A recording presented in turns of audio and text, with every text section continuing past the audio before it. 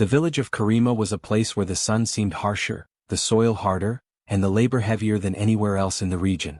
The fields stretched endlessly, divided into neat rows of crops that demanded attention from dawn until dusk. Overseers, cloaked in fine garments that shimmered in the morning light, patrolled the village with a meticulous eye, ensuring that every villager toiled without complaint. Their authority was absolute, and their presence a constant reminder that any lapse in effort, any sign of weakness, would be met with swift reprimand or punishment. It was a village built on sweat and fear, a place where the young and old alike learned quickly that survival meant submission and compliance. Amid the endless work and watchful eyes, Sela moved with quiet diligence. Barefoot on the rough soil, her hands blistered and calloused, she carried baskets of harvested crops, hauled water from the distant well, and tended to the fields with care and precision. Though her body ached and her muscles protested, she worked with an almost mechanical devotion, her movements precise, her mind alert, always anticipating the overseer's demands. She had grown up in this village, understanding early that diligence was survival, and that any lapse in effort was considered a mark of laziness or inadequacy. Recently Sela had fallen ill. Fevered nights left her trembling and weak, yet the villagers whispered among themselves that illness was a luxury one could not afford. Every cough she stifled, every wave of nausea she endured, became a silent testament to her resilience, though the overseers saw only her faltering form. "Work faster," one would bark as he passed, oblivious to the strain rippling through her body. "Do not let weakness slow the village." Even the children in the fields looked at her with a mixture of concern and fear, learning that suffering in silence was both a necessity and an expectation. Each morning, Sela forced herself out of bed, gripping her aching stomach and shaking limbs, and joined the endless rhythm of labor. Her head throbbed, her body begged for rest, yet she dared not stop. The overseer's eyes were everywhere, their judgment sharp and punishment swift. She had seen others fall behind, and the consequences were brutal: beatings, public humiliation, or worse.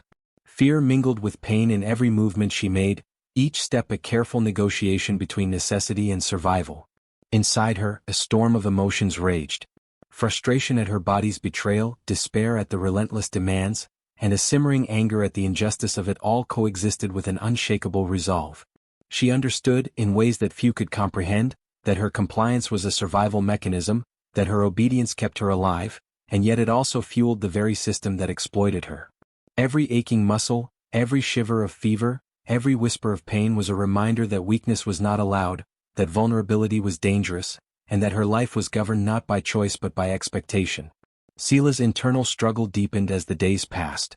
Her illness grew, a shadow she could not outrun, and yet she continued, carrying baskets heavier than her body could bear, bending over crops until her back ached, and ignoring the nausea that threatened to overwhelm her. Sleep came fitfully, often interrupted by the memory of the overseer's scornful glances or the villagers' whispered warnings. Every moment of rest seemed like a potential punishment. Every faltering step felt like a mark of failure. Despite the exhaustion and fear, Sela persisted. Her determination was not born of heroism or bravery alone, but of necessity, a survival instinct sharpened by years of oppression. She became a figure of silent endurance in the village, moving among the fields with a mix of fragility and strength, her body trembling but her spirit unbroken. Each day she learned to conceal her pain, to mask her illness, and to continue working while the world around her remained oblivious to the storm within. And so, in the village of Karima, where labor ruled and weakness was condemned, Sela walked a precarious line between life and collapse, her body a testament to suffering, her mind a forge of determination. She was a young woman trapped by circumstance, yet unknowingly, the very endurance that made her appear weak would become the foundation of a power that none had anticipated. Each step she took, each basket she carried, was more than survival. It was preparation for a revelation that would shake the village to its core and redefine the meaning of strength itself. As the days passed, Sela's illness deepened, seeping into every muscle and joint, making her movements sluggish and her breath shallow. Her head throbbed with a relentless ache, her stomach churned, and fever warmed her skin in uneven waves that left her trembling. Yet still, she rose each morning before dawn, carrying the heavy baskets to the fields, tending the plants, and following the overseer's commands without complaint. Her body screamed for rest, for the comfort of a bed and quiet solitude, but she could not afford to pause. Every moment of hesitation would invite scrutiny, questions, or punishment from the watchful overseers. The villagers began to notice the toll the work and illness took on her. Mothers whispered to their children to keep their distance from the girl who seemed perpetually exhausted, afraid that even their attention might provoke the overseer's anger. Younger workers exchanged glances, worried for her, yet the fear instilled by authority held them back. No one dared to help openly, no one dared to ease her burden. In the fields, hands that would have reached out remained at rest, eyes that would have spoken comfort remained downcast. The atmosphere around Seela became one of quiet tension, admiration shadowed by fear. Despite the physical strain, subtle signs of something unusual began to manifest. While other workers who faltered under sickness collapsed or faltered visibly, Seela's body, though weakened, seemed to recover in ways that were imperceptible to the overseers. A sudden burst of energy allowed her to lift heavier loads when it mattered most, her trembling hands steadying just long enough to finish a task flawlessly. When her muscles screamed in pain, a strange resilience pulsed through her veins, carrying her through moments that would have left ordinary laborers incapacitated. These glimpses of endurance did not go unnoticed by the observant villagers, who began whispering among themselves, curiosity and awe mingling with fear of reprisal. Seela herself began to notice the peculiarities of her own condition. How was it that, despite her fever and weakness, she could accomplish what others could not? How could her body continue to function when logic suggested it should fail entirely? As her mind considered these questions, she noticed the subtle ways her presence drew attention. The overseers' gazes lingered, their commands carried a sharper edge when she faltered, and the villagers seemed both wary and reverent. The very sickness meant to diminish her, to break her, instead seemed to amplify the scrutiny and significance of her existence. The curiosity growing within her was not only about the illness itself but also about the reaction it evoked. Why did her weakness, something so ordinary in a world built on toil, inspire such fixation? Why did her fatigue, rather than being dismissed like that of other workers, become a spectacle, a point of observation that hung over her like an invisible crown of attention? In quiet moments, as she leaned against the rough wood of the village well or rested in the shade of a tree, she began to feel the first sparks of understanding that there was something different about her, something hidden yet undeniable. The villagers too began to sense it, though fear prevented them from speaking openly. A child might point at her trembling hands, a mother might glance at the way her body bent under the burden yet continued to rise, and elders watched the strange endurance with cautious wonder. Even the overseers, though they commanded with cruelty, sensed the anomaly, a quiet dissonance that made them uneasy, though they could not articulate it. Seela's quiet observations turned into deliberate contemplation. Perhaps her weakness was not as simple as it appeared. Perhaps there was a purpose to the way her body endured, a reason that her suffering drew so much attention, a secret embedded in the very marrow of her being. She began to understand that the illness, the weakness, and the scrutiny were intertwined, threads in a tapestry that she had yet to fully see. And as she toiled under the unrelenting sun, her mind, sharpened by fever and observation, began to piece together the first hints of a truth that would soon change everything she thought she knew about herself and the world that demanded her submission. In the quiet hours of early evening, when the sun dipped low and the fields lay bathed in gold, the village elders gathered in their hidden council chamber, a room rarely seen by ordinary villagers. Shadows stretched across the walls as they whispered among themselves, voices hushed yet charged with weight. Their eyes, sharp and calculating, often turned toward the fields where Seela moved with quiet determination, her body trembling under the weight of labor yet continuing as though driven by some unseen force. "These eyes," murmured Elder Karen, his gnarled fingers tracing patterns in the dust of the table, "see more than they should. The girl, she carries a mark unseen, a bond we have not felt in generations." Another elder, Nialu, nodded slowly. "Her weakness is not ordinary. It is a vessel. She is tethered to forces older than this village, forces that demand endurance, sacrifice, and resilience. Do you feel it?" The words, cryptic and full of caution, drifted across the chamber like smoke. They spoke in riddles, using terms that seemed almost archaic yet charged with meaning: vessel, tethered, bond, power.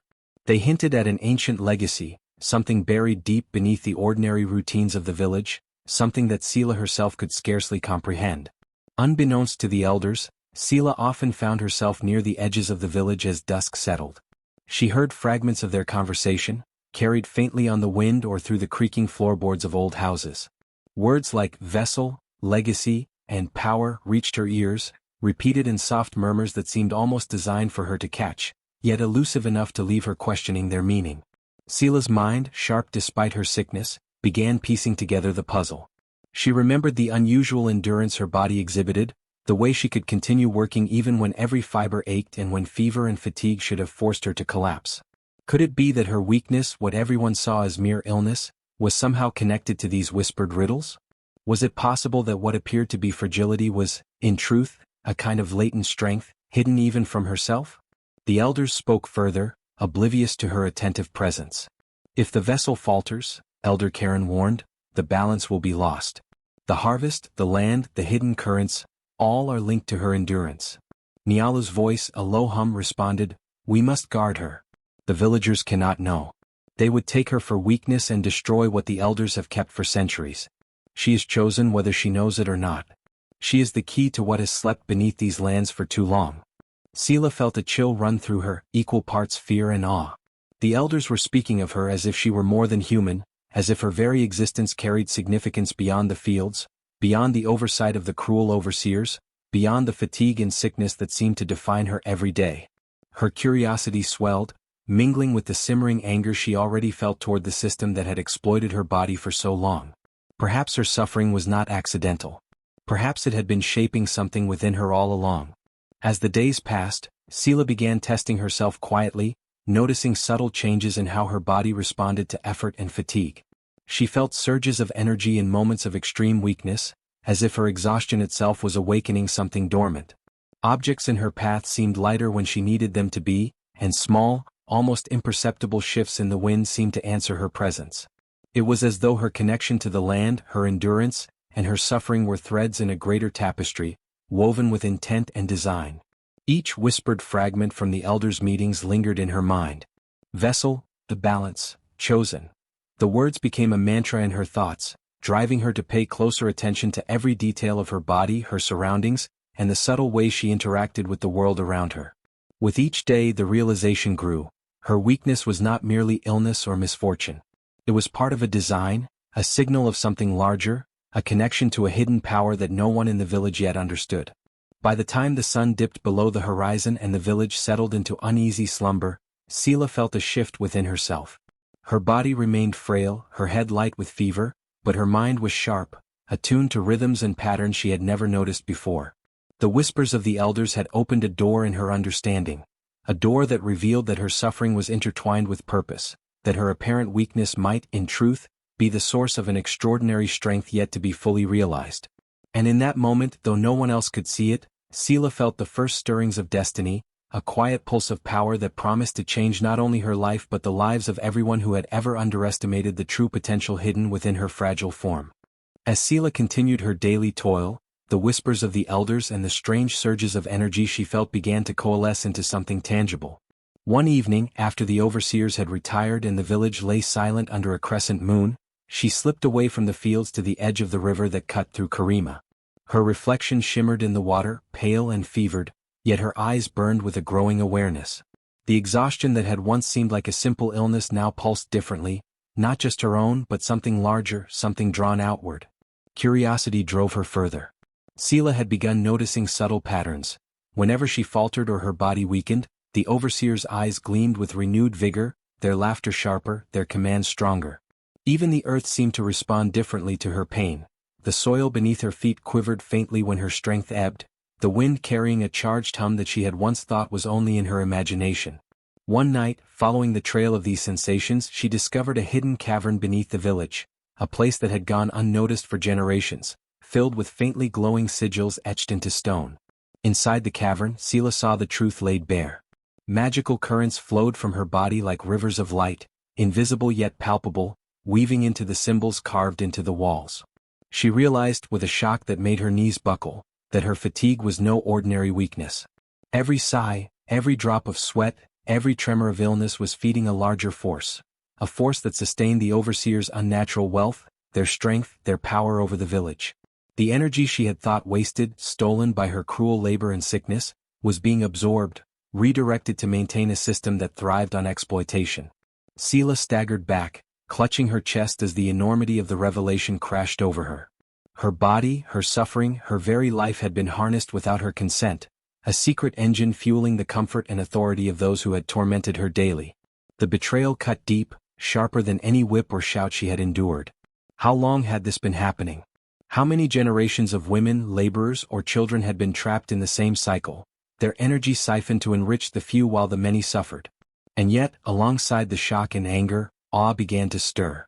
Her own weakness, the thing that had made her so vulnerable and despised, was not merely a flaw, it was a conduit of immense, untapped power. The village itself, the overseers, the earth beneath her feet, were all connected through this hidden current. She could feel the energy resonate within her, a vibrating hum of life, sorrow, and potential. What had once made her fragile now became the source of a secret strength no one could have imagined. Sela fell to her knees, the damp earth cool against her fevered skin, and let the truth settle within her. Betrayal and awe mingled in equal measure.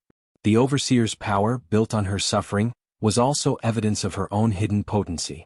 Her weakness had been weaponized by others, but that same weakness contained the blueprint of liberation, a path to reclaim the energy that had been stolen and to wield it in ways that could reshape the village and topple the hierarchy that had exploited her.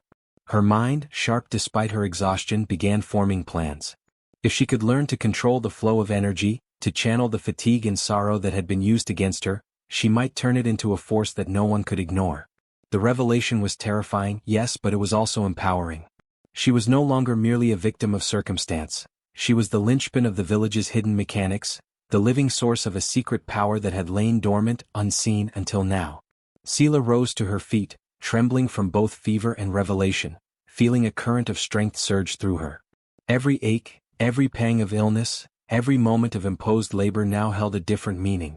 She understood at last that her weakness had never been hers alone, it was the key to something far greater. And for the first time, instead of despair, she felt a spark of anticipation. The village that had sought to exploit her vulnerability had unknowingly prepared her for a destiny that would make them beg, a destiny that would transform suffering into power and weakness into dominion.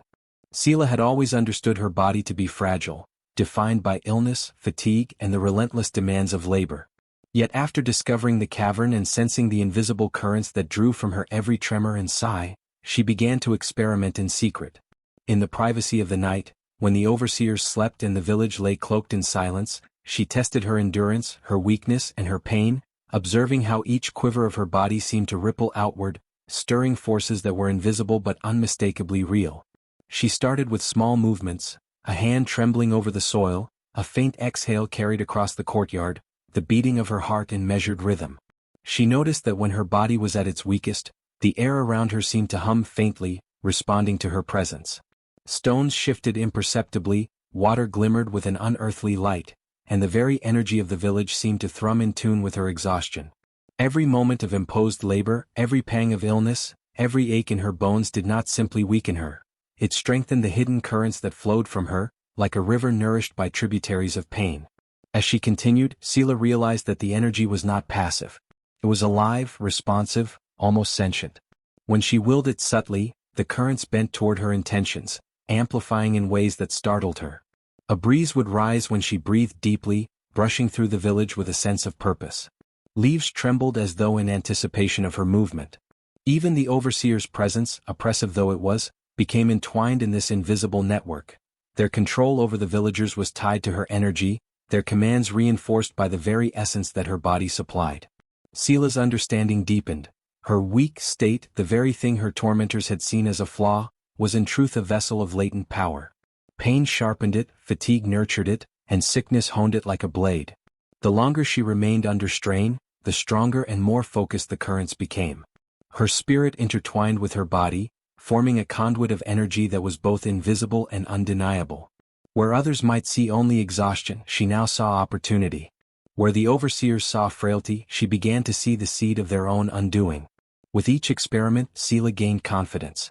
She tested subtle manipulations of the currents, nudging objects to move slightly, redirecting small bursts of energy toward the village edges, and noting how the overseers reacted when the invisible forces shifted. They sensed disturbances they could not name, moments when their authority seemed tenuous, their control flickering like candlelight in the wind. She realized that the foundation of their power was not strength, cunning, or cruelty alone. It was the exploitation of her energy, her secret vitality, the very essence of her supposed weakness. The implications were staggering. Everything she had endured, the beatings, the sickness, the unrelenting labor, had honed this hidden strength, yet the overseers had interpreted it as submission. They had drawn upon her vitality without comprehension, believing her vulnerability was a tool for control. And now, with knowledge and awareness, Sela could begin to reclaim it. Every pang of exhaustion, every tremor of fevered weakness, could be turned inward, focused, amplified. Her suffering was no longer a chain but a channel, a conduit through which the latent power within her could manifest. Sela experimented further, combining intent with strain, noticing how subtle emotional states, fear, sorrow, hope, resonated with the currents. She found that her compassion, her endurance, and even her quiet defiance enhanced the flow, bending it in ways that could influence the world around her. Weakness, she realized, was not absence of power. It was potential, untapped and misunderstood, waiting to be awakened. By the time she returned to her quarters each night, her body trembling from exertion, she felt a profound shift. The very thing that had marked her as inferior, that had made her a target for abuse, was now the source of strength that could no longer be ignored. Her secret power lay not in brute force or confrontation, but in the subtle, almost imperceptible energy born of suffering. A force that grew under strain, that responded to her intent, and that connected her to the hidden currents sustaining the overseer's dominion. Sela understood that the world had underestimated the weak for generations, mistaking their endurance for fragility. And as she lay awake, listening to the hum of energy beneath the floorboards and through the walls, she felt the first stirring of a plan. The power that they drew from her could become the power that would unmake them.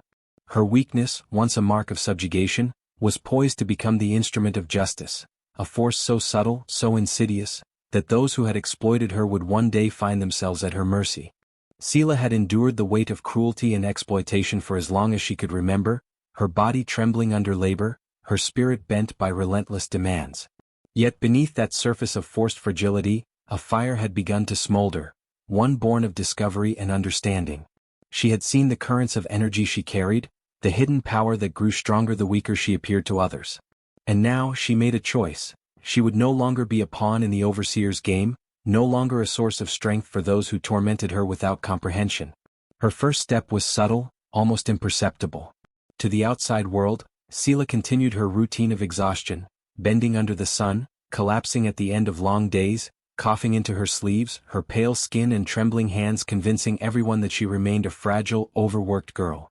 But inside, she honed her abilities, experimenting with how her weakness could be leveraged, how the unseen currents of energy she carried could be directed and controlled.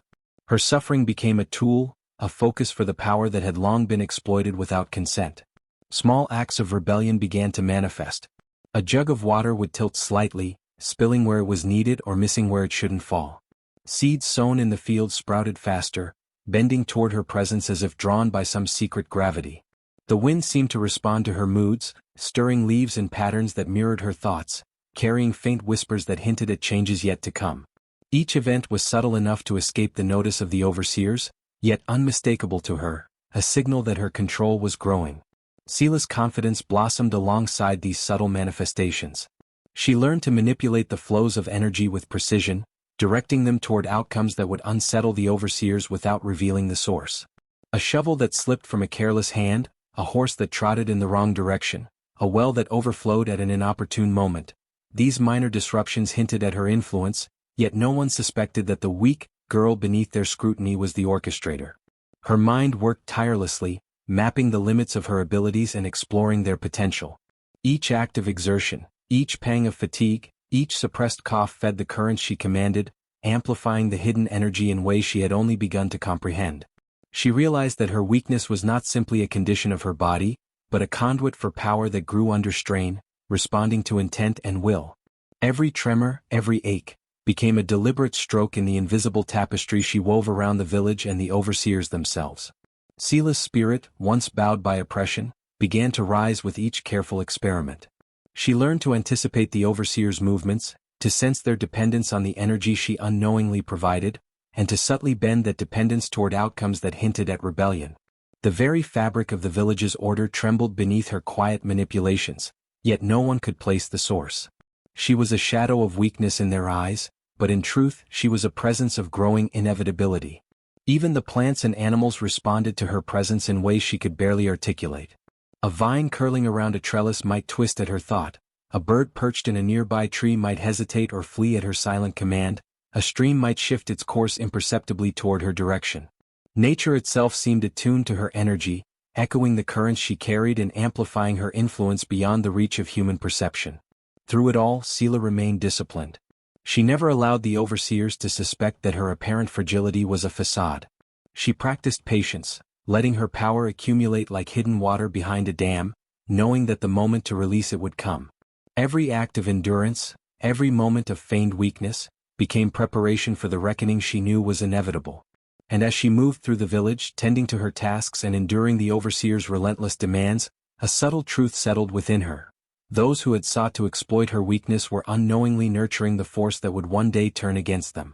Her patience, her quiet suffering, and her secret mastery of her own power positioned her not as a victim, but as a force of transformation. The winds of change whispered through the village, unseen but palpable, heralding the moment when Sela's hidden strength would no longer remain a secret. By the time the first hints of dawn touched the rooftops, Sela felt a profound certainty. Her feigned weakness had become a weapon, her suffering a shield, and her mastery of hidden power a promise of the day when the overseers would finally understand what it truly meant to underestimate the weak. Every tremor, every sigh, every subtle ripple in the world around her now carried a message. Sela was no longer powerless and the turning point had arrived. The day of revelation arrived with a tension that pulsed through the village like a storm gathering on the horizon. Sela had carefully orchestrated the moment, letting her apparent weakness continue to lull the overseers into complacency. Yet beneath the surface, the currents of hidden energy she had been cultivating thrummed with intensity, waiting for the precise moment to surge.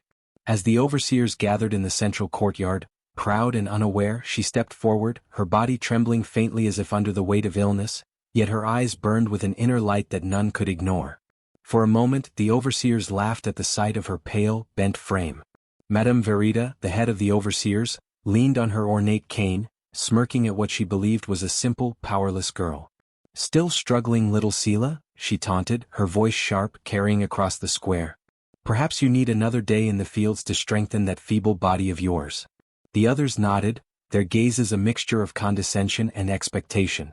They could not see, could not imagine, that the very force they had depended upon for years had been growing stronger, waiting for the right moment to unveil itself. Sela inhaled deeply, allowing the quiet energy within her to build, to swirl like an invisible tide. Then she spoke, or rather she allowed her presence and her mastery to speak for her. A subtle ripple moved through the courtyard. Stones trembled faintly beneath their feet, water in the nearby fountain shifted in unnatural patterns, and the wind began to stir, carrying the faint hum of energy that only Sela could command. The overseers froze, their eyes widening as they sensed that something beyond comprehension had awakened. "You have exploited me," Sela said, her voice low but unwavering, "believing that weakness could serve your greed. You did not know that my fragility was never yours to command." Her words seemed to echo without sound, vibrating through the air and the ground, reaching the villagers and overseers alike in a way that bypassed ears entirely. Objects trembled, leaves rustled in rapid patterns, and the very fabric of the courtyard seemed attuned to her proclamation. Madame Verita stumbled backward as the fountain leapt higher than it should have, droplets suspended in midair before cascading like liquid crystal onto the cobblestones. The overseers' hands twitched involuntarily, their carefully maintained composure unraveling under the subtle yet undeniable force radiating from Sela. The villagers, watching in awe, began to understand the depth of what had been happening. Every pang of weakness Sela had displayed, every tremor, every moment of exhaustion, had fueled a hidden power, one that had been theirs to exploit and yet impossible to fully control. Sela's gaze swept across the faces of the villagers. "You have all witnessed my labor, my suffering, and you have wondered at it, feared it, or ignored it," she said. "Now you see why I have endured. Not for your amusement, not for your cruelty, but because the strength born of endurance cannot be taken without awakening the force it carries." She raised her hands subtly, and the ground beneath the overseer's feet shivered as vines, roots, and tendrils of energy subtly but unmistakably entwined their ankles, nudging them into unsteady stances. The villagers gasped, some stepping forward in recognition. They had been complicit in the system, obedient, fearful, and resigned, yet now they glimpsed the reality. The very energy they had accepted as labor and suffering had always belonged to Sela, flowing through her, growing stronger, uncontainable. The overseers had built their wealth and influence atop a foundation they did not understand, a foundation that was now asserting itself. One by one the overseers faltered. A torch tipped over, yet instead of catching the hay in the courtyard, it hovered in midair, suspended by Sela's subtle command. A cart meant to block her path slowly shifted aside, moved by the unseen currents she had cultivated. The spectacle was undeniable. The energy once hidden, now manifest, revealed the truth of her power. The villagers, inspired and emboldened, began to murmur amongst themselves, realizing that their complicity had never been strength but a shared vulnerability. Sela stepped closer to Madame Verita, whose face was pale with fear. "You needed me weak to maintain your illusion of control," Sela continued, her voice carrying through the courtyard not as mere sound but as authority woven into the very air. "But strength cannot be contained. Power, born from suffering, cannot remain hidden when it is awakened. Today the balance shifts." With a gesture, subtle yet commanding, she sent a wave through the courtyard. Leaves danced, water spiraled, and vines twisted around the edges of the overseer's boots, a reminder that the forces they had exploited for so long were no longer compliant. The villagers watched, hearts pounding, as Sela's presence radiated outward. Their fear transformed into clarity, their despair into understanding. They saw what had always been true. The system they had endured relied on the channeling of hidden energy, the exploitation of suffering, and the manipulation of weakness. Now the power was awake, undeniable and unyielding, and its source was Sela. By the end of the confrontation, the overseers were humbled, awed, and fearful. They realized that their dominance had been a fragile construct, built on a foundation that could no longer be ignored. Sela's strength, born from endurance and mastery of the hidden currents, surpassed anything they had anticipated. The villagers, once silent and complicit, now saw a path to liberation, one illuminated by the power of resilience and the revelation that the weak, when understood and awakened, could command forces that none could suppress. Sela's eyes met those of the villagers, and without another word she communicated the truth. Their suffering, once exploited, could now become the instrument of freedom. The courtyard, alive with the subtle hum of awakened energy, was a testament to the reversal of roles, a proof that the hidden strength of the overlooked, the weak, and the oppressed could challenge and overturn the mightiest of tyrants. In that moment, the village understood that change had arrived, not through confrontation alone, but through the quiet, unstoppable power of revelation. The air in the village of Duma had shifted, charged with an energy that no overseer could contain or comprehend.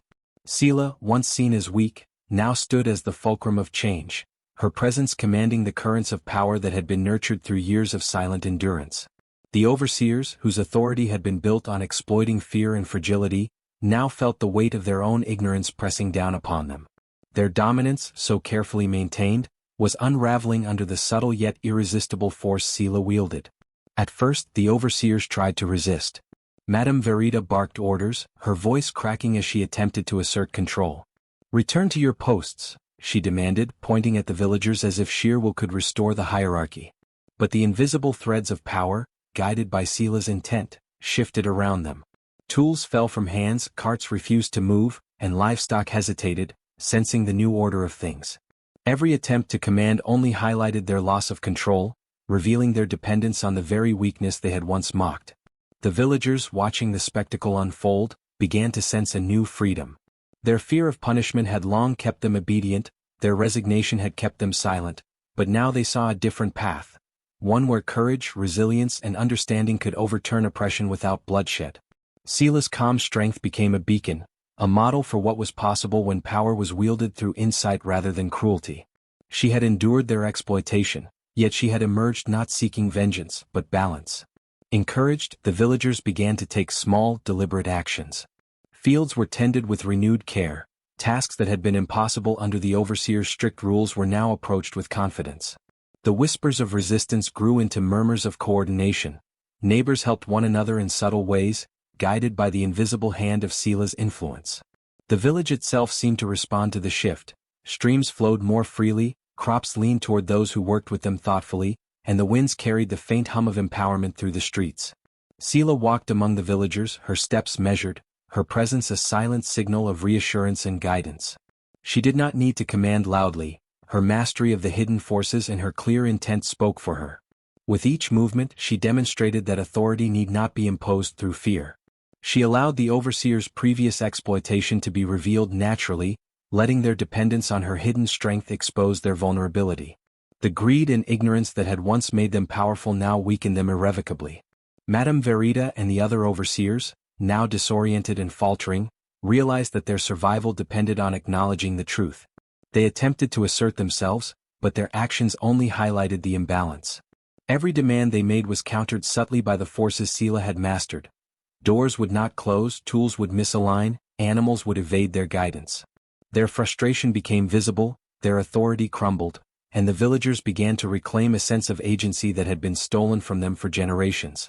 Sela's approach to justice was deliberate and compassionate.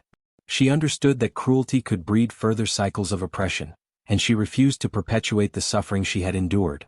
Instead, she guided the villagers to reclaim their autonomy, teaching them to recognize the hidden power in their own labor, their own endurance, and their shared strength. She created systems where the exploitation of weakness was replaced with mutual respect, where work was shared and valued, and where fear no longer dictated interactions. Through her leadership, the village transformed. What had been a place of fear and hierarchy became a community of balance and understanding. The overseers, humbled and aware of their dependence on the very strength they had tried to suppress, were reintegrated into the village under new terms, not as rulers but as participants accountable to the collective well-being. Their previous power, built on ignorance and greed, was neutralized by the revelation of truth and the measured authority of someone who had mastered both her own abilities and the dynamics of human relationships. By the end of the day, Sela's influence had reshaped the village entirely. The energy that had once been siphoned and exploited now flowed openly and consciously, empowering all who had lived in its shadow. She had orchestrated a reversal not through violence, but through the revelation of hidden knowledge and the careful application of her unique abilities. The overseer's fall was complete, but the community emerged intact, stronger and wiser. Sela stood at the center of the village, watching her people move with renewed purpose. Her eyes reflected both the trials she had endured and the hope she had inspired.